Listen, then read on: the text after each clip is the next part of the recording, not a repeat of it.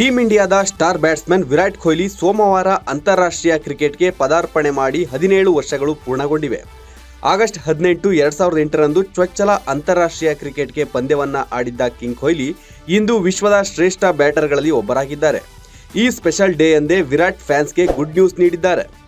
2008 August 18ರಂದು Virat ಅಂತಾರಾಷ್ಟ್ರೀಯ ಕ್ರಿಕೆಟ್ಗೆ ಕಾಲಿಟ್ಟ ದಿನ. ಅಂದಿನಿಂದ ಇದುವರೆಗೆ ವಿರಾಟ್ ವೃತ್ತಿ ಜೀವನದಲ್ಲಿ ಸೋಲು ಗೆಲುವನ್ನ ಕಂಡಿದ್ದಾರೆ.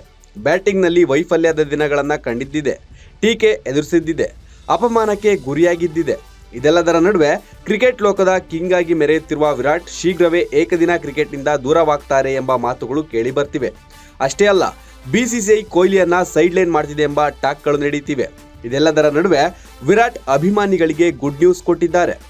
ಸದ್ಯ ಲಂಡನ್ನಲ್ಲಿ ವಿಶ್ರಾಂತಿಯ ಸಮಯ ಕಳೆಯುತ್ತಿರುವ ವಿರಾಟ್ ಆಸ್ಟ್ರೇಲಿಯಾ ಸರಣಿ ಆಡ್ತಾರಾ ಇಲ್ವಾ ಎಂಬ ಗೊಂದಲ ಇದೆ. ಇದೇ ವೇಳೆ ವಿರಾಟ್ ಫ್ಯಾನ್ಸ್ ಪೇಜ್ ಒಂದರ ಪೋಸ್ಟ್ಗೆ ಲೈಕ್ ಮಾಡಿದ್ದಾರೆ. ಅದ್ಯಾವುದೋ ಪೋಸ್ಟ್ಗೆ ಲೈಕ್ ಮಾಡಿದ್ರೆ ಇಷ್ಟು ಸುದ್ದಿ ಆಗ್ತಿರ್ಲಿಲ್ಲ. ಆದ್ರೆ ವಿರಾಟ್ ಲೈಕ್ ಮಾಡಿರುವ ಪೋಸ್ಟ್ ಆಸ್ಟ್ರೇಲಿಯಾ ಏಕದಿನ ಸರಣಿಗೆ ಕೊಹ್ಲಿ ಅಭ್ಯಾಸ ನಡೆಸುತ್ತಿದ್ದಾರೆ ಎಂಬುದಾಗಿದೆ.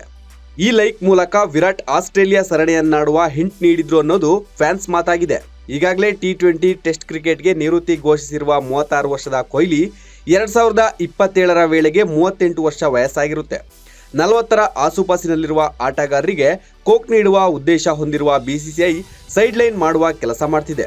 ಆದರೆ ಟೀಂ ಇಂಡಿಯಾದ ಯಶಸ್ಸಿಗಾಗಿ ಅಪರಿಮಿತವಾಗಿ ಶ್ರಮಿಸಿರುವ ವಿರಾಟ್ ಕೊಹ್ಲಿಗೆ ಕೊನೆಯದಾಗಿ 2027ರ ವಿಶ್ವಕಪ್ ಆಡುವ ಭಾಗ್ಯ ಸಿಗಲಿ ಅನ್ನೋದೇ ಕೋಟ್ಯಾಂತರ ಅಭಿಮಾನಿಗಳ ಆಶಯ.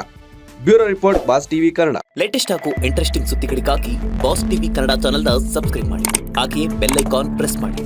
ಇದರ ಜೊತೆಗೆ ಫೇಸ್ಬುಕ್, ಇನ್ಸ್ಟಾಗ್ರಾಮ್, ಎಕ್ಸ್ ನಲ್ಲೂ ಮಿಸ್ ಮಾಡದೆ ಫಾಲೋ ಮಾಡಿ.